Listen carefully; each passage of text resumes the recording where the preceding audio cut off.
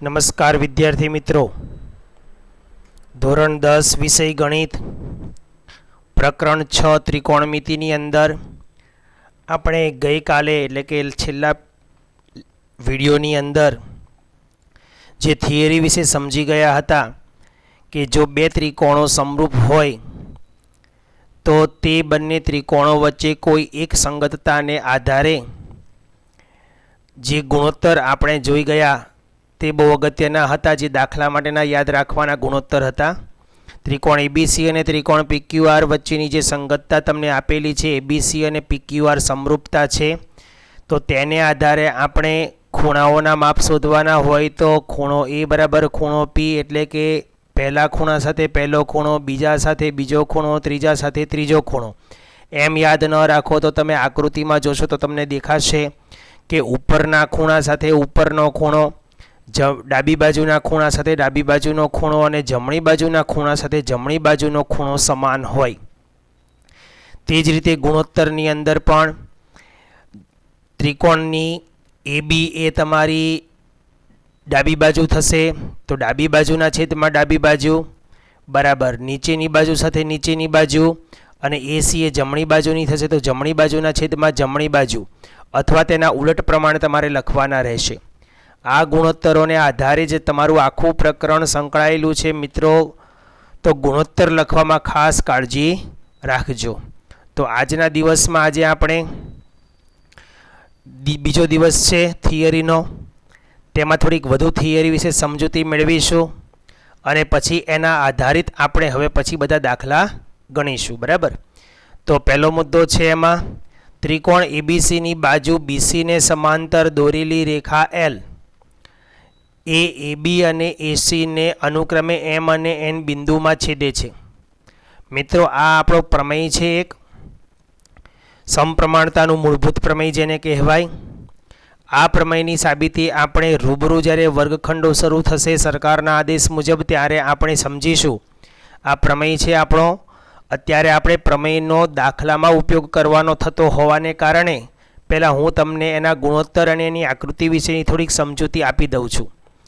પ્રમેય આપણે જ્યારે રૂબરૂ વર્ગખંડમાં બેસીને સમજીશું બધું ત્યારે સમજાવીશ. બરાબર, તો ત્રિકોણ એબીસીની બાજુ BC, હવે મેં અહીંયા ત્રિકોણ એબીસીની કોઈ એક બાજુ એટલે કે BCને સમાંતર રેખા L દોરેલી છે. જુઓ, આવું જરૂરી નથી કે BCને સમાંતર જ L હોય. બરાબર, તમારું ACને સમાંતર હોય તો એ AB અને BCને છેદશે. જો ACને સમાંતર તમે કોઈ રેખા દોરશો તો એ AC અને BCને બે ભિન્ન બિંદુમાં છેદશે. એટલે રકમમાં કઈ બાજુને, ત્રિકોણની કઈ બાજુને સમાંતર રેખા દોરવાની છે એ તમારે એને આધારે રકમમાં દોરવી પડશે. અહીંયા તમને એક ઉદાહરણ તરીકે સમજાવ્યું છે. બરાબર, તો L એ AB અને ACને, હવે જો એ BCને સમાંતર હોય તો એ અન્ય બે બાજુઓને બે ભિન્ન બિંદુમાં છેદે. બરાબર, તો L એ ABને એમમાં અને ACને N બિંદુમાં અનુક્રમે છેદે છે. તો આપણી પાસે હવે આ જે ત્રિકોણ છે એની અંદર બે ત્રિકોણ બની ગયા. એક મૂળ ત્રિકોણ ABC, બરાબર, અને બીજો એક ત્રિકોણ છે AMN. એટલે હું એને તમે અહીંયા આકૃતિથી નાનું એવું સમજાવું છું, જોજો. એમ સમજો કે તમારો આ બીજો એક મોટો ત્રિકોણ છે, મૂળ ત્રિકોણ છે તમારો આ ABC. બરાબર, આ ત્રિકોણ તમારો છે ABC, અને રેખાને કારણે જે બીજો ત્રિકોણ બન્યો એ ત્રિકોણ નાનો બને છે. એક ત્રિકોણ મોટો છે, બીજો ત્રિકોણ નાનો છે, મતલબ કે કદમાં ફેરફાર છે પરંતુ રૂપમાં ફેરફાર નથી. તો આકાર એક સરખો છે પરંતુ કદમાં ડિફરન્ટ હોય એટલે એને સમરૂપ આકૃતિઓ કહી શકાય, એવું આપણે પહેલા પીરિયડમાં જોઈ ગયા. તો અહીંયા તમારી પાસે બે ત્રિકોણ બન્યા. હવે આ અહીંયા જે બે ત્રિકોણ બને છે ને એને પાછા તમારે ટોપિક નંબર 1 ઉપરથી જ પાછું સમજવાનું છે. જુઓ, આની ઉપરથી જ અહીંયા પણ તમારી પાસે બે ત્રિકોણ જ હતા. એક હતો ત્રિકોણ ABC અને બીજો એક ત્રિકોણ હતો તમારો PQR. ઉપર વધારે આકૃતિ ફરી ન જોવી પડે એટલે હું અહીંયા તમને લખી આપું છું. આ ABC છે અને અહીંયા PQR છે. તો તમે અહીંયા જે રીતે ગુણોત્તર લખ્યા છે ને આ બધા, આ બધા જે ગુણોત્તર લખ્યા છે એને આધારે જ એ જ રીતે હવે આમાં એક જ આકૃતિમાં બે ત્રિકોણ દેખાય છે, મતલબ તો એને છૂટા તમે આવી રીતે કરી શકો કે નહીં? જો આવી રીતે કર્યા પછી તમને એના ગુણોત્તર આવડે ને, હવે તો તમારી પાસે સંગતતા કઈ બની? તો કે એ બી સી સાથે એ એમ અને એનની સંગતતા સમરૂપતા બનશે. તો હવે એને આધારે આપણે ગુણોત્તર લઈએ.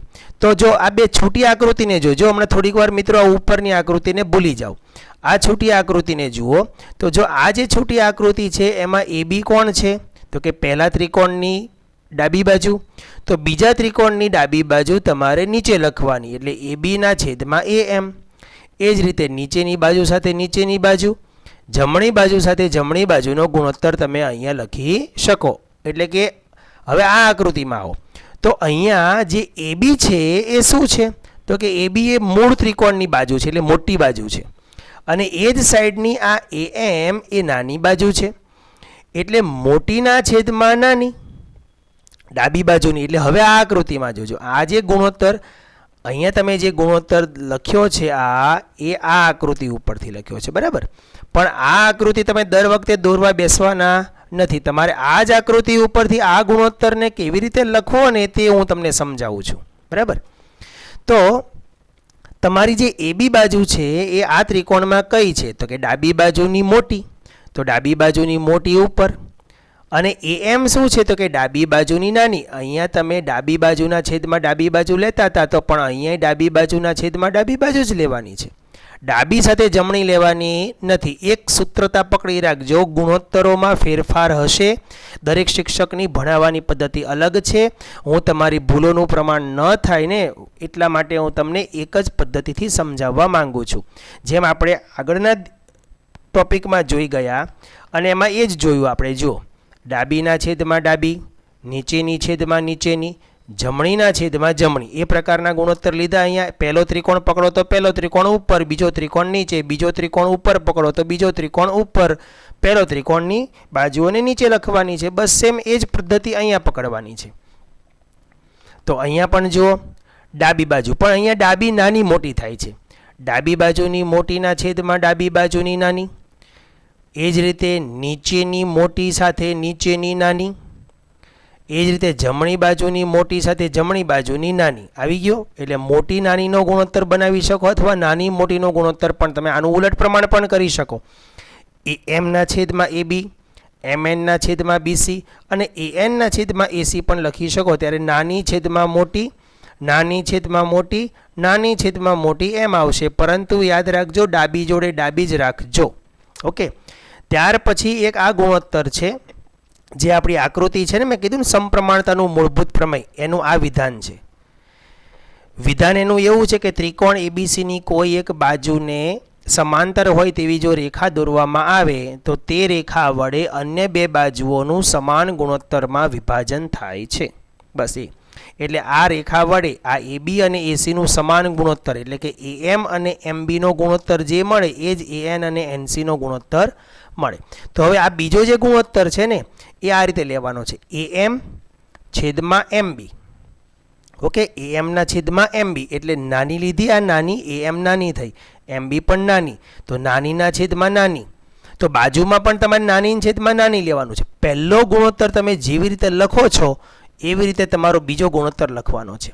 અહીં તમે મોટી નાની લખો છો તો અહીંયા મોટી નાની લખવાની, અહીંયા નાની મોટી લખો, નાની નાની લખો છો તો નાની નાની લખવાનું. ક્યારેય મોટી મોટી સાથે લેવાની નથી. કાં તો મોટી નાનીના ગુણોત્તર બનાવો, કાં તો નાની નાનીના ગુણોત્તર બનાવો, કાં તો નાની મોટીના ગુણોત્તર બનાવો. મોટી મોટીનો ગુણોત્તર બનાવતા નહીં. ઓકે, નીચે નોંધ કરીને લખ્યું છે એ ફરી પછી તમને સમજાવું. તો એ એમ એટલે જમણી ડાબી બાજુની નાની, એ જ રીતે ડાબી બાજુની નાની નીચેની, એ જ રીતે જમણી બાજુની નાની સાથે જમણી બાજુની નાની. હવે અહીંયા નીચેની નાની જોડે નીચેની નાની, અહીં નીચે નાની નથી, આ નીચેની મોટી છે, એટલે આ નાની જોડે નીચે કોઈ બીજી નાની આવતી નથી, એટલે અહીંયા ફક્ત આ બે જ ગુણોત્તર બને છે. બરાબર. ત્યાર પછી ત્રીજું સૂત્ર પણ બનાવી શકો. તો કે આ જે મોટી છે, આ સાઈડની મોટી જોડે આપણે ઉપરની નાની લીધી ને, એમ નીચેની નાની પણ લઈ શકાય કે નહીં? તો કે ડાબી બાજુની મોટી સાથે નીચેની નાની અહીંયા પહેલામાં કઈ હતી? આ ઉપરની નાની હતી. એમ એ ઉપરની નાની છે, મોટી જોડે નાની ખરી પણ ઉપરની નાની. જ્યારે અહીંયા મોટી જોડે નાની છે પણ નીચેની નાની. ઓકે, તો એ બીના છેદમાં એમ બી, અને એ જ રીતે આ બાજુ તમે લેશો એસીના છેદમાં એનસી. ઓકે, હવે આ બીસીના છેદમાં બીજું કોઈ આવતું નથી, એટલે ત્યાં તમારે લેવાનું આવતું નથી, કારણ કે આમાં જો નીચેનો ભાગ પકડ્યો છે ને આપણે, તો નીચેનો આ એએમએનમાં નીચેનો ભાગ વધતો નથી. એટલે તો આની અંદર પણ બે જ ગુણોત્તર. એ બી કયો છે તમે એ જોજો, ઓબ્ઝર્વેશન આ રીતે કરજો. એ બી એમ બી એસી એનસી નથી પકડવાના, તમારે આને પકડવાનું છે. એ બી કયો છે? તો કે ડાબી બાજુનો મોટો. એમ બી કોણ છે? ડાબી બાજુનો નીચેનો નાનો.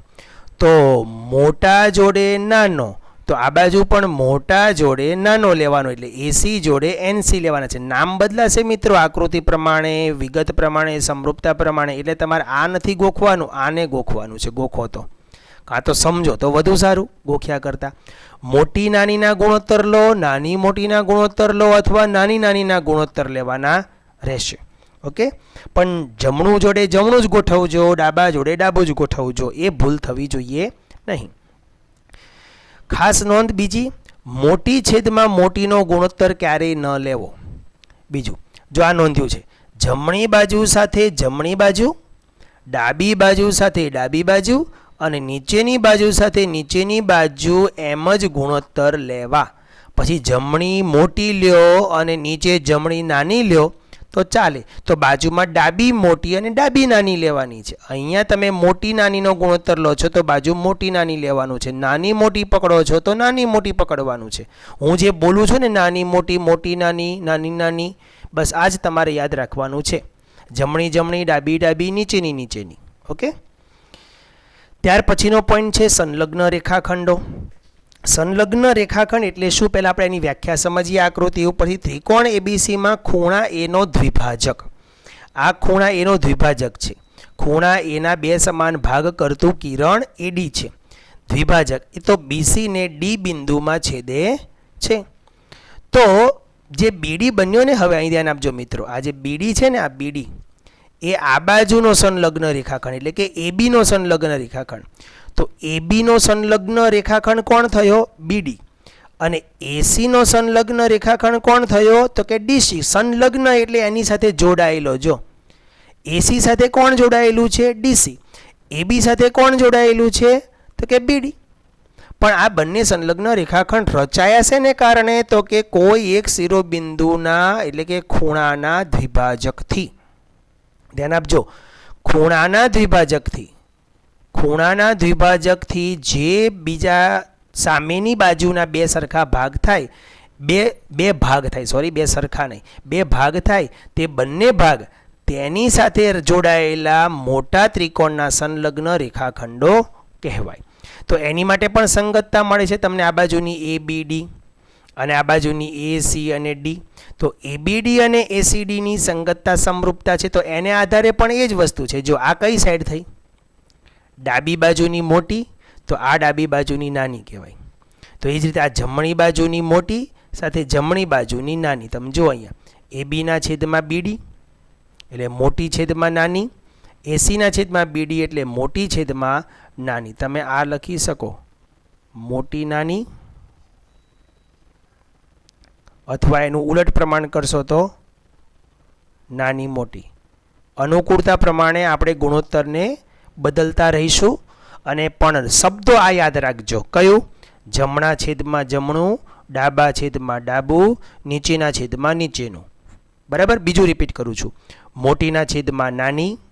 જો ડાબી બાજુની મોટી લો તો ડાબી બાજુની નાની, જમણી બાજુની મોટી લો તો જમણી બાજુની નાની, નીચેની મોટી લો તો નીચેની નાની.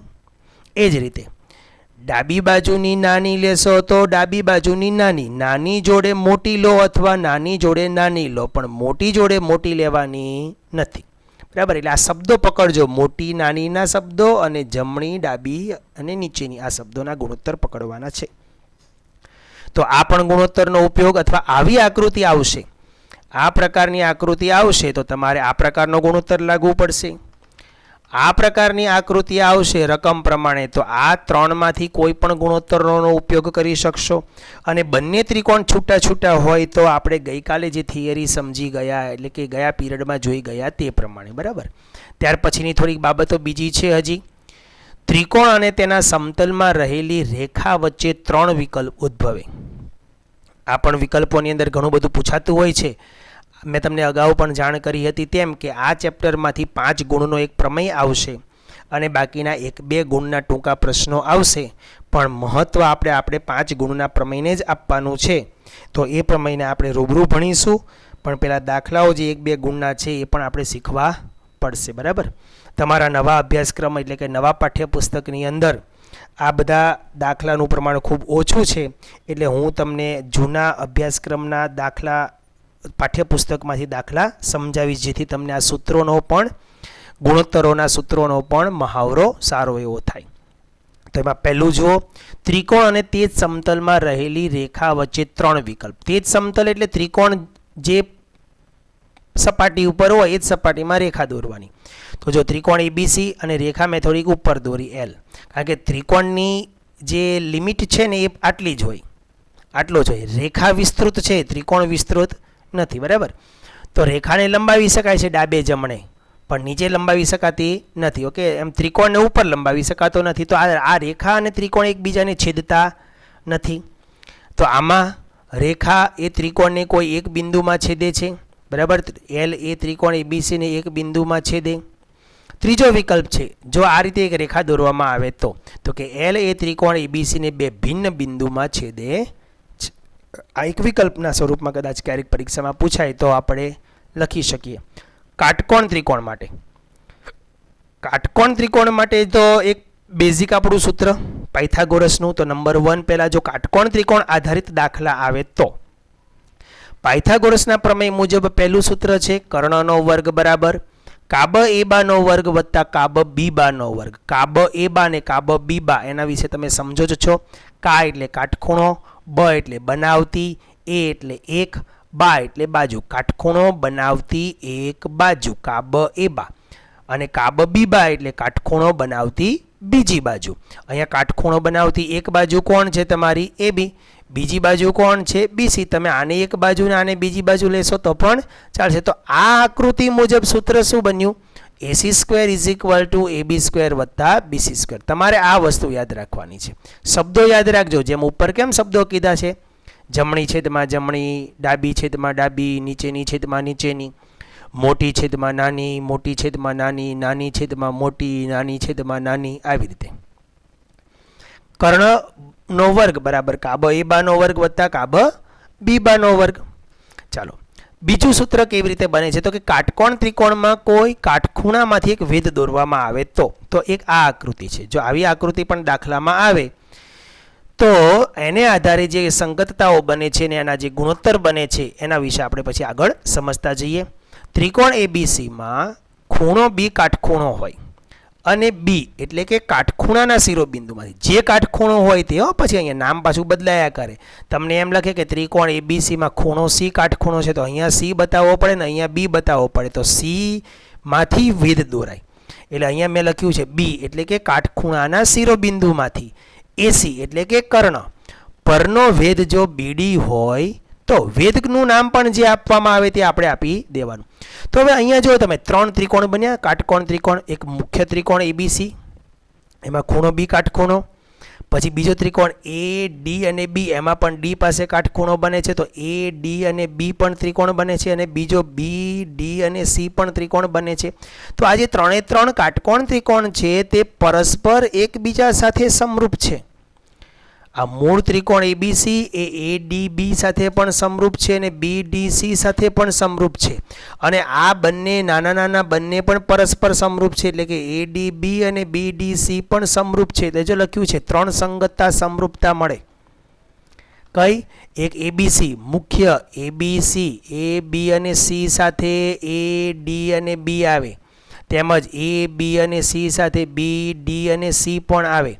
તેમજ એ ડી અને બી જે નાના નવા બન્યા ને તે નાના નવા પણ એકબીજા સાથે સમરૂપ હોય. આ ત્રિકોણ ને આ ત્રિકોણ પણ એકબીજા સાથે સમરૂપ હોય.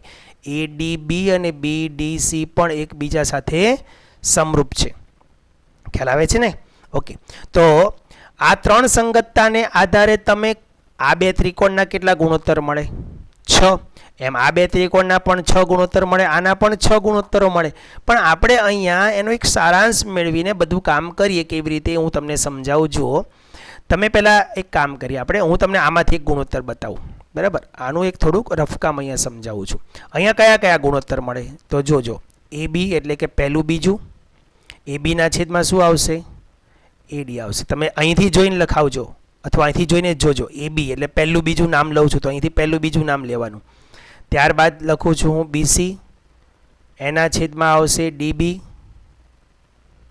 ત્યાર પછી હું લખું છું બીસી, બરાબર, સોરી સી એ આવશે ને, અથવા એસી જે લખીએ તે.